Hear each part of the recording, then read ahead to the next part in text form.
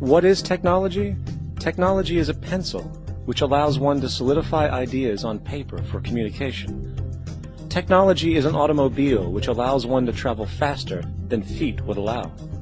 Technology is a pair of eyeglasses which enables sight for those who need it. Applied technology itself is merely an extension of human attributes which reduces human effort, freeing humans from a particular chore or problem.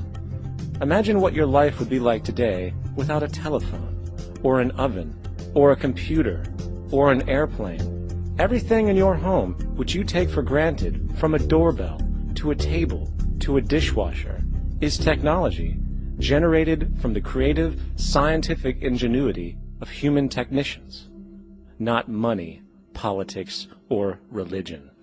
These are false institutions. And writing your congressman is fantastic. They tell you to write your congressman if you want something done. The men in Washington should be at the forefront of technology, the forefront of human studies, the forefront of crime, all the factors that shape human behavior. You don't have to write your congressman.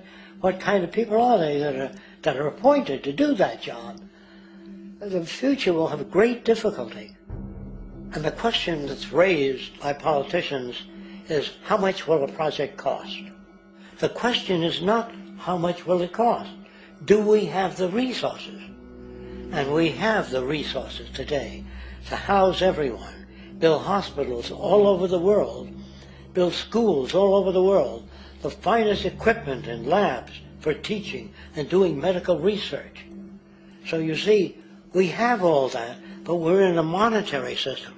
And in a monetary system, there's profit. And what is the fundamental mechanism that drives the profit system besides self-interest? What is it exactly that maintains that competitive edge at its core? Is it high efficiency and sustainability? No, that isn't part of their design. Nothing produced in our profit-based society is even remotely sustainable or efficient.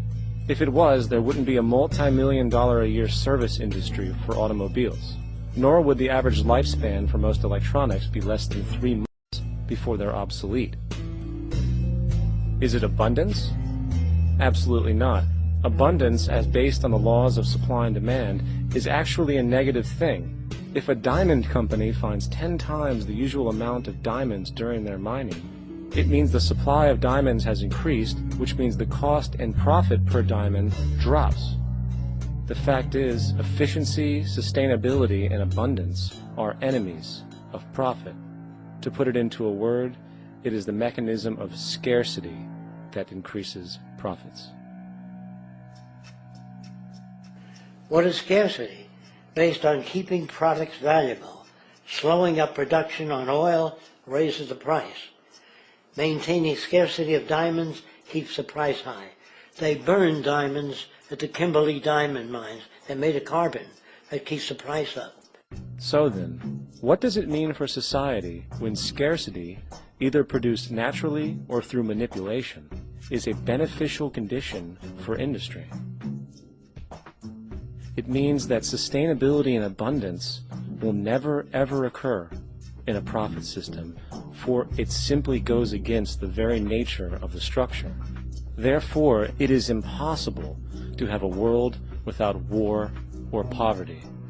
It is impossible to continually advance technology to its most efficient and productive states.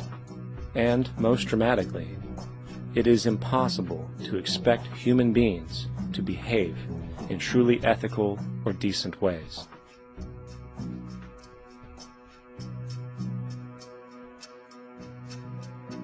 People use the word instinct because they can't account for the behavior. They sit back and they evaluate with their lack of knowledge, and they say things like, humans are built a certain way, greed is a natural thing, as though they'd worked for years on it, and it's no more natural than wearing clothing. What we want to do is to eliminate the causes of the problems, eliminate the processes that produce greed and bigotry and prejudice and people taking advantage of one another and elitism, eliminating the need for prisons and welfare. We have always had these problems because we have always lived within scarcity and barter and monetary systems that produce scarcity. If you eradicate the conditions that generate what you call socially offensive behavior, it does not exist. The guy said, well, isn't that inborn? No, it's not. There is no human nature. There's human behavior, and that's always been changed throughout history. You're not born with bigotry and greed and corruption and hatred. You pick that up within the society. War, poverty, corruption, hunger, misery, human suffering will not change in a monetary system. That is, there'll be very little significant change. It's going to take the redesign of our culture, our values, and it has to be related to the carrying capacity of the earth, not some human opinion or some politician's notions of the way the world ought to be, or some religious notions of the conduct of human affairs. And that's what the Venus Project is about. The society that we're about to talk about is a society that is free of all the old superstitions, incarceration, prisons, police, cruelty, and law. All laws will disappear, and the professions will disappear that are no longer valid, such as stockbrokers, bankers, advertising, gone forever, because it's no longer relevant.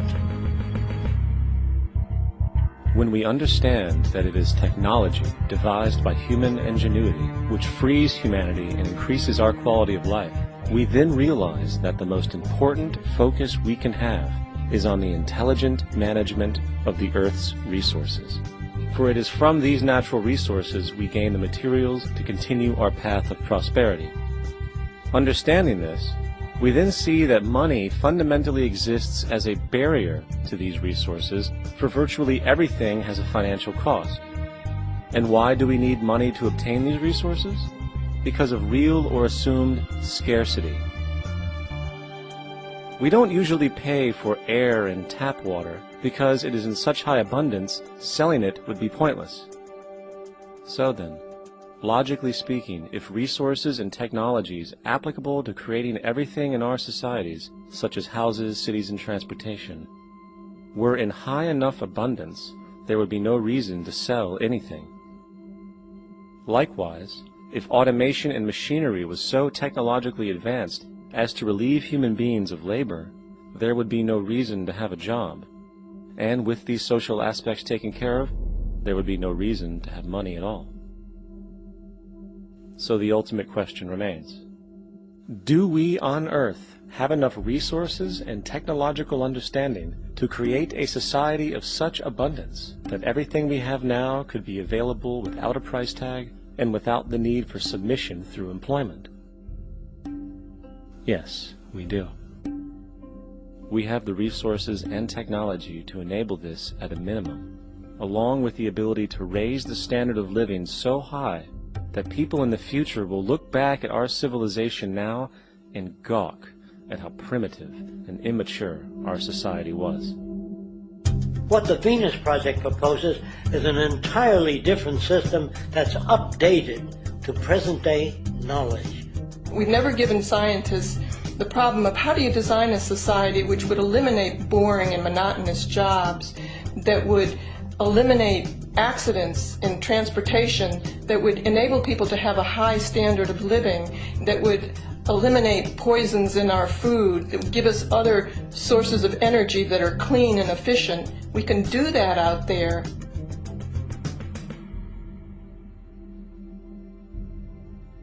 The major difference between a resource-based economy and a monetary system is that a resource-based economy is really concerned with people and their well-being, where a monetary system has become so distorted that the concerns of the people are really secondary, if they're there at all. The products that are turned out are for how much money you can get. If there is a problem in society and you can't earn money from solving that problem, then it won't be done. The resource-based economy is really not close to anything that's been tried. And with all our technology today, we can create abundance. It could be used to improve everyone's lifestyle. Abundance all over the world if we use our technology wisely and maintain the environment. It's a very different system, and it's very hard to talk about because the public is not that well enough informed as to the state of technology.